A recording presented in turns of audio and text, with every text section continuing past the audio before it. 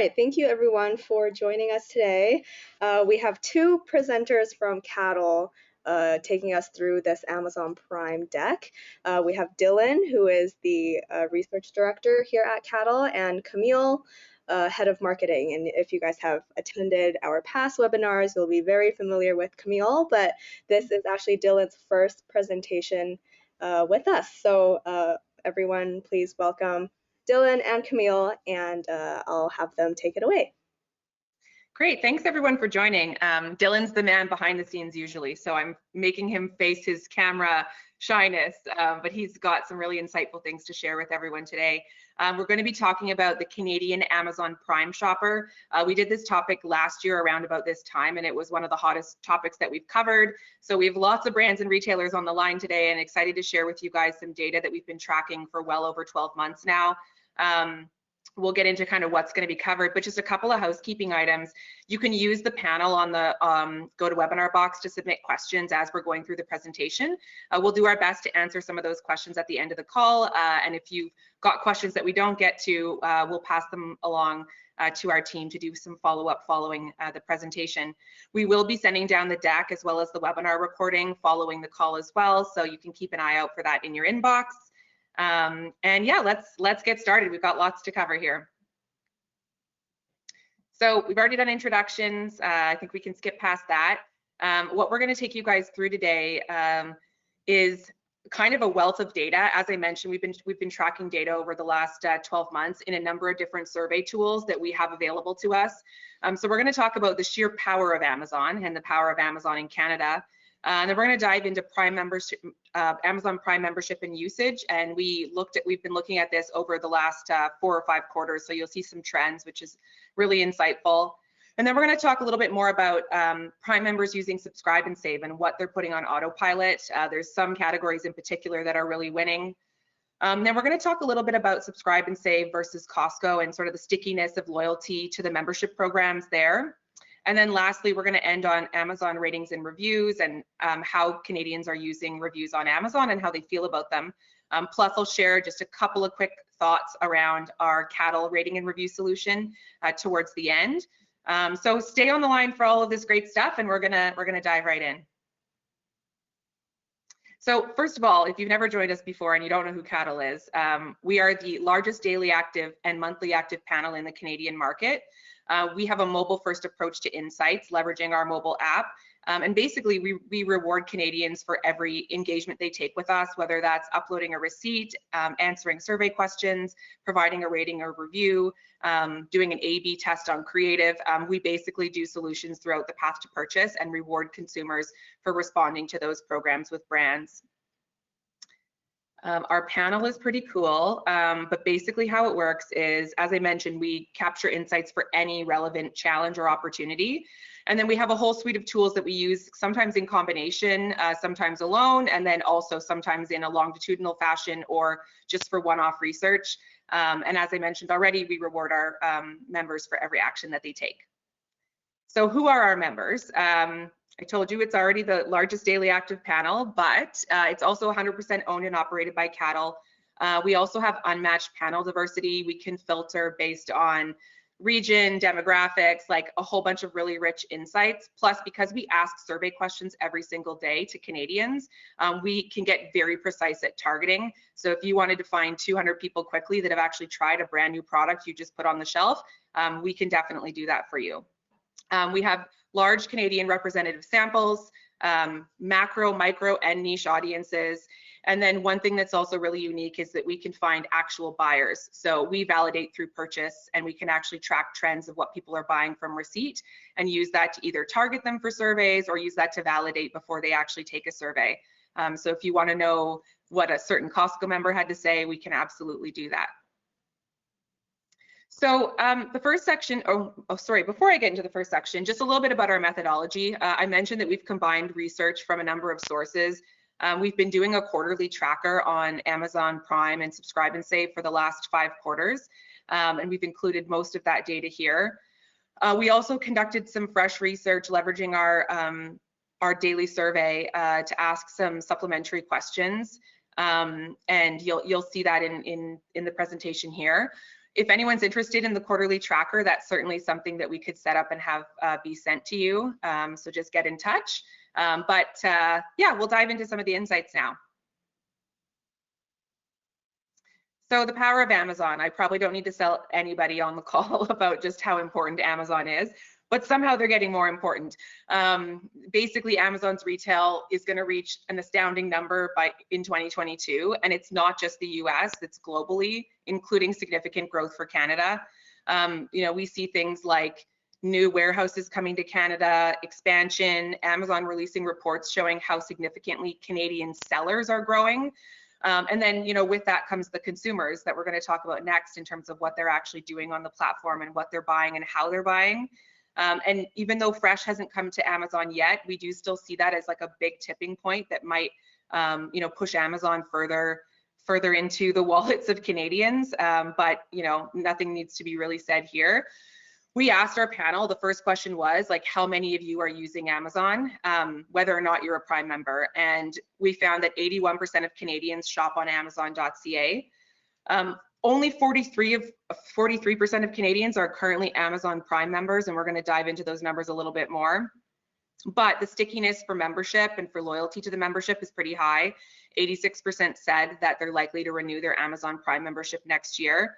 And 28% of Amazon Prime members are using Subscribe and Save, which is a little bit higher than what we saw when we just asked if they shopped on Amazon. Of course, you don't need a Prime membership to sign up to Subscribe and Save products, but it seems much stickier and more used by those that do have a Prime membership. The other thing is that they're spending a fair amount. Now, you know, obviously this doesn't necessarily compete with a weekly grocery shopping basket, but given that they're not purchasing food products, this makes sense. So we have, you know, kind of like a pretty even split in the middle ranges here of 20, 20, and 20, spending between 25 to 49, 50 to 74, and 75 to $99. So approximately 60% of Canadians are spending somewhere between 25 to 100 every single month on Amazon.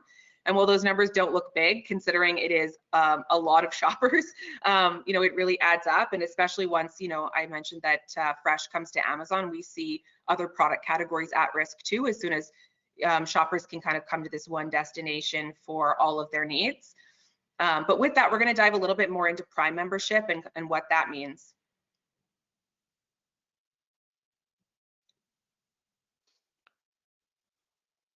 Okay, I will continue. And well, based on a daily survey that Caddle conducted back in January this year, and we found that the penetration of Amazon Prime membership is 43%, and the rest, they are, you know, the rest are not member, but some of them, we also noted that, you know, 12% of the, you know, of the total population in Canada actually they use someone else membership.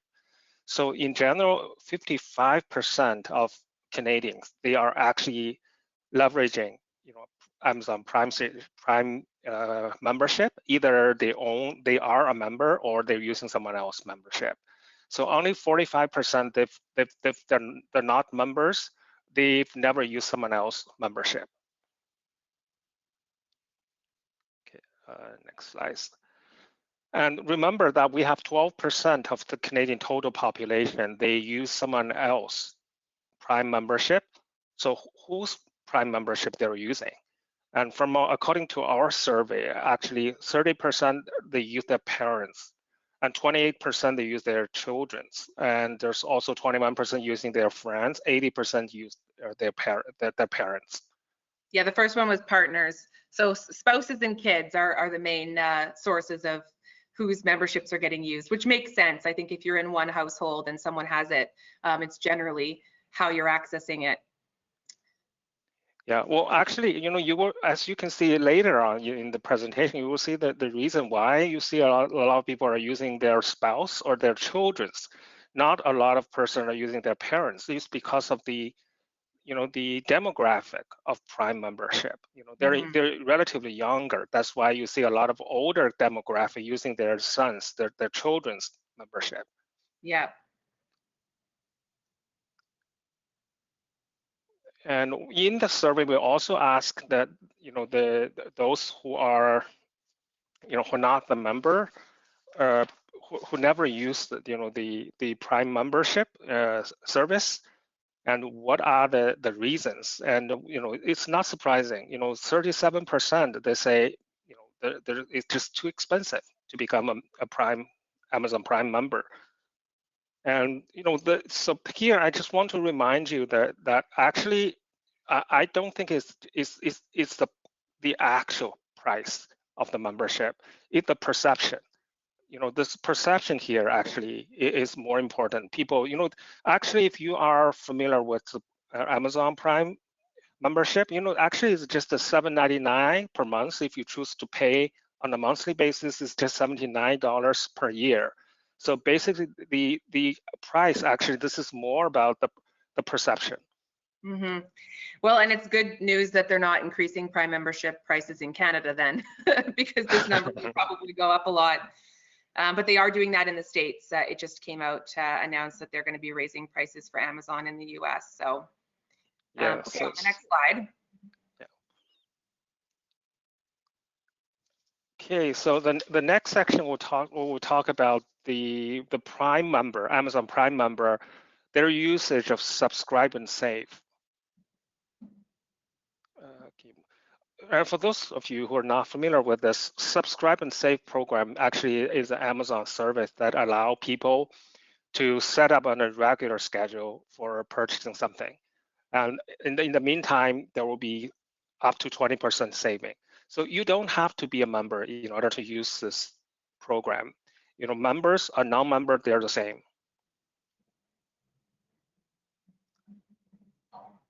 Well, based on our survey, 22% of the Canadian general population, they've ever used the subscribe and save program.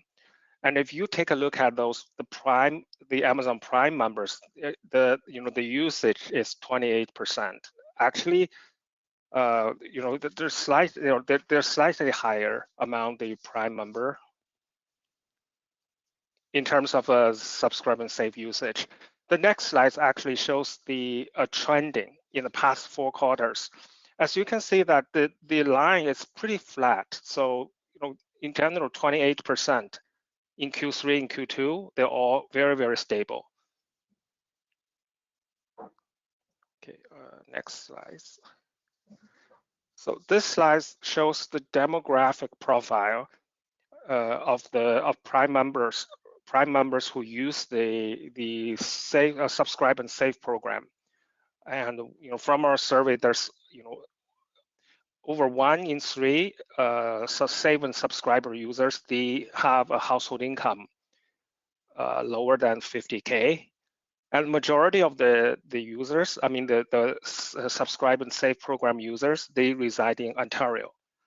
And the two number, 24%, 26% on the right, actually shows the if you add those two together, that's 50%. You will notice that most of the save and subscribe user, they are from a small family with either 1 person or 2 person.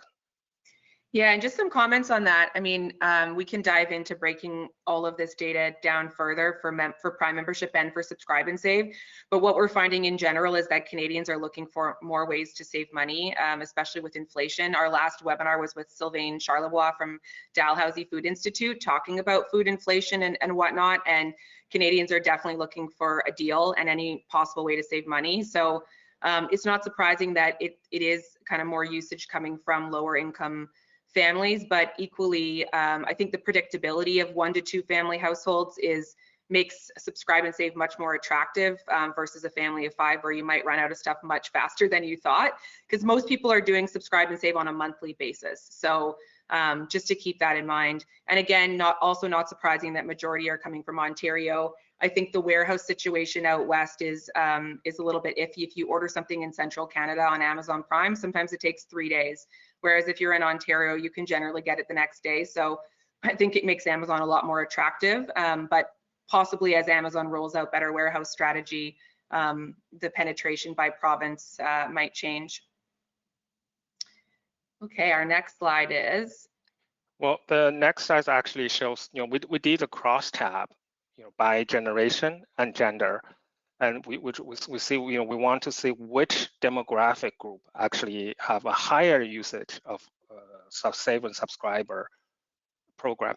As you can see from the chart, actually the millennial and Generation Z, actually they are the highest, the usage at the highest. So we can say that, actually Gen Z and the millennials, they are leading the way in the subscribe and save adoption. And in terms of gender, you don't see any huge difference. The total population is 28 and the male 29, female 26. You hardly see any differences here. So it's mainly the millennial and Gen Z. Yeah, and one of the features of all of the research that we do is the ability to add like slicers into our reporting dashboard so that we can easily provide filters so you can look at the data in a number of different ways. If anyone's interested in a reporting dashboard demonstration, feel free to reach out, but certainly it's helpful that we can break it down. When Dylan refers to a cross tab, we have certain tabs in the report file that allow you to look at breakdowns by province, region, city, age, really get deep into the data by question. So younger generations, lower income, 1 to 2 person households. We also asked about the Net Promoter Score of Subscribe and Save, which for those of you that aren't familiar with Net Promoter Score, it is generally a term used by researchers and also a lot of PR professionals. It is essentially your likelihood to recommend. And we've got the definition down there below.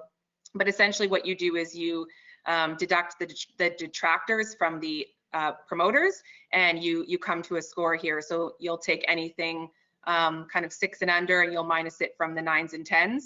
And what that gives you is a net number that says, kind of what your score is. And 62 is a very good score. I think most grocery retailers in the US are probably sitting somewhere around 50.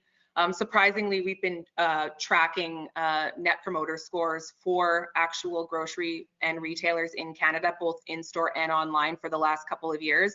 And we have really strong scores in Canada. Costco seems to be the highest, and it's generally above 60. But 62 is a very, very strong score. So it means that the people that are using Subscribe and Save, they're going to keep using it, and they like it, and they're going to keep recommending it. So I think as confidence in inventory and also as pricing becomes more and more important, plus as new categories get added to Amazon, like fresh, we can definitely see the stickiness of the Subscribe and Save program. So on the next slide, we're going to look just at how often they're using it. And I think I mentioned this already, but generally most people that are using Subscribe and Save are using it for monthly deliveries. So they're signing up on a monthly basis. But I was kind of surprised about some of the top selling categories, and maybe only so because I don't have a pet. But if we keep going here, I'll get into some of this data. So essentially, most of what's being put on autopilot is like 1 to 2 products per user. But we did see an increase in 3-item subscriptions by 5% in Q4. So that does suggest that, people are going to maybe start putting more on. I also think the wave of Omicron that was kind of unexpected in Q4 by everybody changed a bit of the purchase habits. We had seen people go back to buying more in-store, but with everyone being at home, this could be one of the reasons for the increase in products being added to the basket. So if we go to the next slide here, the other interesting thing is that, it's not a huge dollar amount, but I still think it's really important. So we already looked at kind of how much people were spending on Amazon in general. With Subscribe and Save, not a surprise considering it's only a few products, but they're spending less than $50 per month. And you can kind of see here over the quarters how that changed and, where there's kind of room for growth. But essentially like $10 to $24 seems to be like the sweet spot. In terms of what people are putting on. And again, that correlates back to 1 to 2 products that they might have on subscription. So if we go to the next slide, this is really interesting because we asked our panel, what their main grocery channel was. What we were trying to get at here is like who has the biggest threat to them from Amazon Subscribe and Save. And so we asked them where they traditionally shop for groceries, and most of them are shopping at traditional grocery stores or at Walmart, Discount, or Costco. And so just kind of keeping that in mind, we identified that actually Walmart is losing the most from Amazon when it comes to subscribe and save, because most products being put on subscribe and save, people would have previously bought at Walmart, which we have on the next slide here. So subscribe and save is impacting Walmart sales the most, but it's also impacting drug. And one of the things that we saw interesting from Q3 to Q4, if you look at the dotted yellow line around the middle bar named drugstore, is that usage of subscribe and save from people who traditionally bought at drugstore jumped up in Q4 to 21% from 15%. So that's a pretty big jump, 6 percentage points.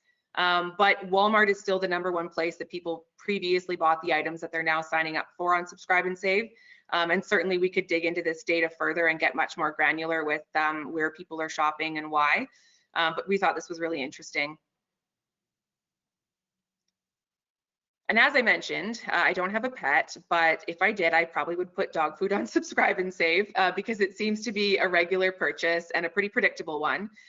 Subscribe and save in Canada is really driven, the trial is driven by pet care, health and wellness, and paper products, which is super cool to look at.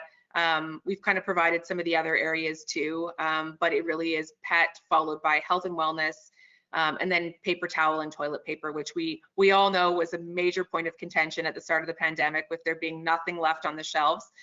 So people are putting things like that on subscribe and save.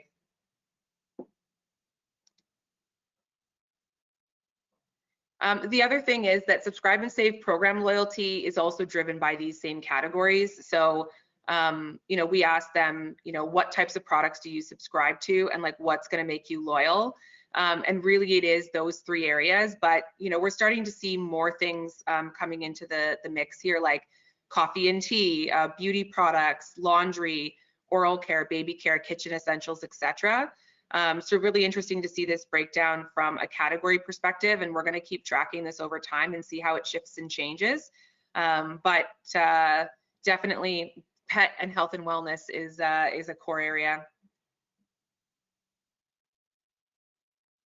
And then we also asked about fresh. So I still don't know the date as to when fresh is coming to Canada, but we asked the same question last year and had similar answers from the Canadian panel. But essentially fresh produce is a really enticing opportunity for subscribe and save, and we think is probably going to be like a tipping point for Canadians to jump on the subscribe and save bandwagon. So we asked Canadians, if Amazon subscribe and save offered fresh produce, how likely would you be to subscribe? And even though only 44% said extremely likely, another 22% said somewhat likely. So 66% of Canadians are likely to subscribe and save to fresh as soon as it comes to Amazon Prime, which is a pretty significant number, and definitely something that would take further share away from the likes of Walmart and some of those other grocery channels that we saw on the previous slide. All right, now Dylan's going to share a little bit about the Costco versus Amazon membership, and then I'm going to wrap up with some interesting insights on Amazon reviews. Okay, so before we look at the detailed data, I just want to let you know the definition, due membership. Actually, the next few slides, we are having a deep dive on those Prime members who use subscribe and save and their ownership of Costco membership. And so basically, there's a high overlapping between those two groups. Based on our survey, there's 75% of those Prime members who use subscribe and save, they also have Costco membership. So 75%. Move on to the next slides. Among the Amazon Prime members who use subscribe and save program, and also they have a Costco membership, and we asked the respondent which one would they choose if they had to choose one between the two, Costco membership and also the Amazon Prime. So the chart to the right shows the results. As you can see, 57% they will choose Amazon Prime, versus 43% will choose Costco membership. So basically, if you compare Q2, Q3's data, Amazon Prime actually is leading in terms of their preference, but you will see there's some narrow, the gap is becoming narrower. So I would say there's some softening in terms of the leadership. I guess the main reason could be the pandemic, because now people are not very, very concerned about the pandemic. So they start to shopping outside their home instead of doing online shopping. Probably this is a reason why we're seeing some softening in terms of the preference leadership of Amazon Prime. Yeah, the other thing, Dylan, is we've done quite a few webinars on retailer topics in the last year, but one of the ones that we did in the fall was interesting because the Costco data that we were able to get and look at, because we validate purchase receipt for Costco and we have a in-store customer experience tracker for Costco. It was interesting to see that people were shopping half as often but spending twice as much, and so it could be perception that they're not visiting the store as often anymore, maybe not needing the membership.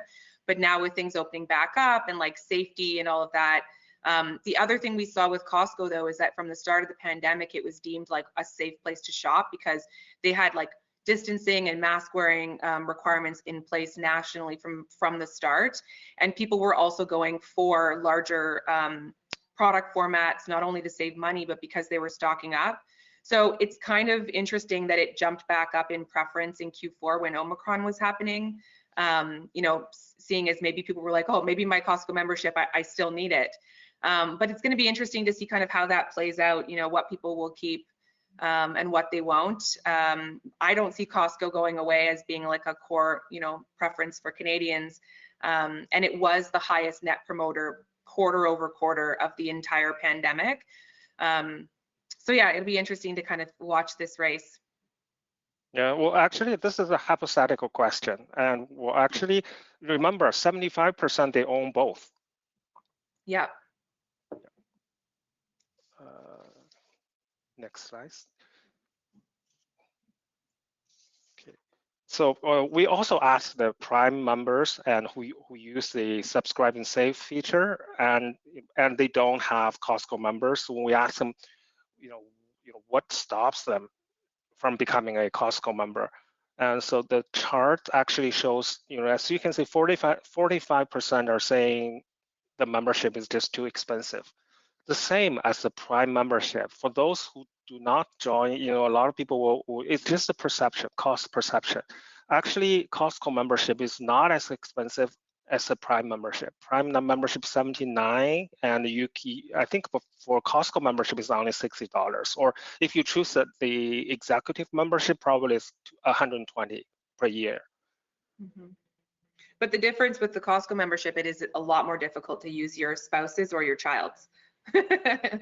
So for Costco, actually they gave you one for free. You know, like you know, if you can choose another family member to own you know, a different card. So it's one membership, but two person can use.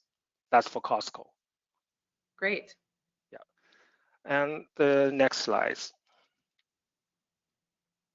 Okay, the next slide actually shows their intention to renew Costco membership. As you can see, you know, the chart on the left of the slides actually shows, we ask this question among those who are already a Costco member. So as you can see, if you add very likely, somewhat likely, that will be, you know, if you add these two together, that's 93%, roughly 93%. So the renewal of Costco membership is very, very high. So if you are a member, chances you stop renew it is very, very low. And the chart on the right actually show, we ask similar question, but among those who are not yet a Costco member, and we ask them how likely they want to become a Costco member next year. As you can see, the very likely, somewhat likely, this is only about 30%. So it's a much lower in terms of their intention to use. So for Costco membership, if you are already a member, chances to renew is pretty high. And to persuade someone to join, to become a member, Costco member, is relatively difficult.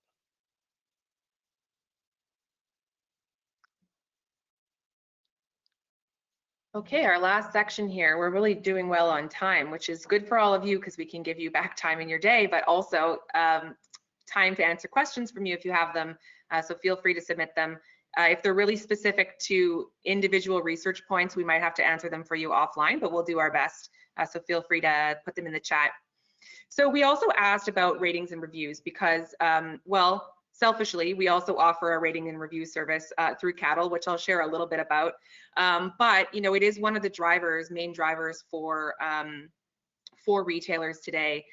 We actually asked in our last webinar deck that we did, our panel, what the #1 driver for choosing an online retailer was, and you know, it's price. Price wins every time. But when people get on platform, they're looking for ratings and reviews because they use that to help them make purchase decisions. Now, this might not be the case with things like produce, but it certainly is with, you know, with other consumer products. So we asked, you know, how important are ratings and reviews in making your purchase decision when shopping on Amazon.ca? And 87% said somewhat important, with 46% saying very important.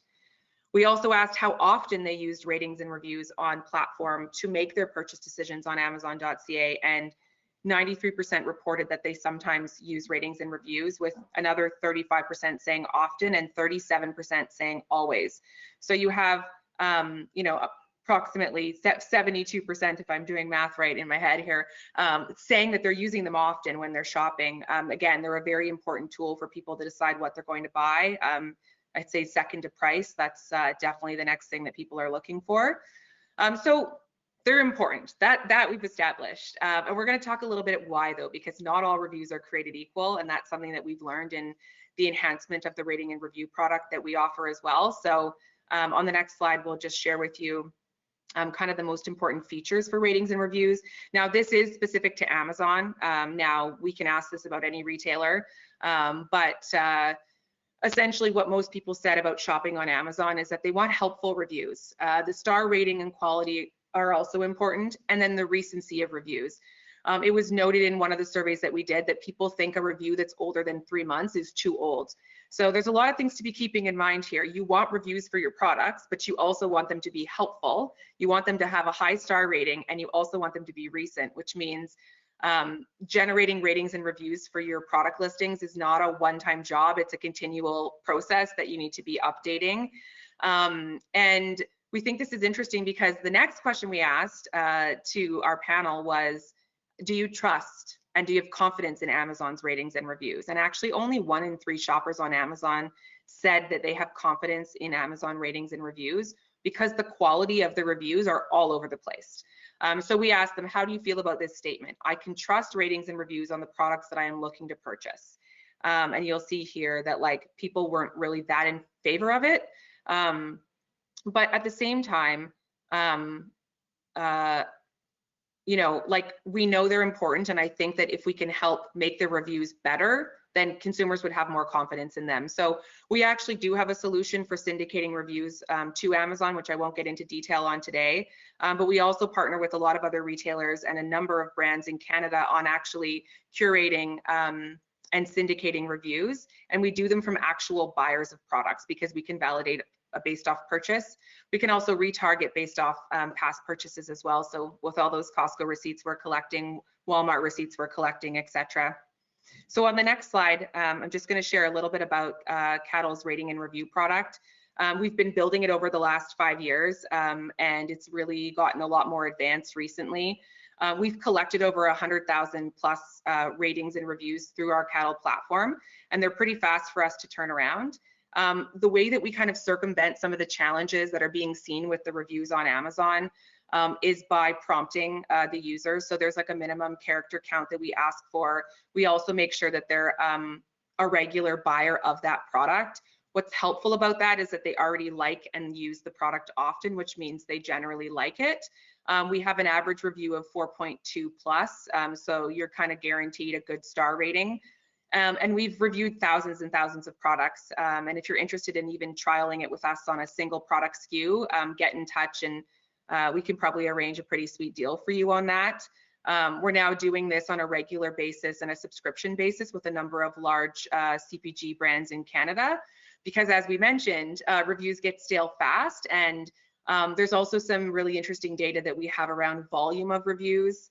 You know, 5 reviews just won't cut it. So you have to be thinking about a lot of things when it comes to generating ratings and reviews, which is why it's helpful to work with a partner like us, because we can collect them for you fast. We can also collect them for you regularly, and we can help you circumvent some of the quality of review issues that seem to be faced with platforms like Amazon. So that's my sales pitch.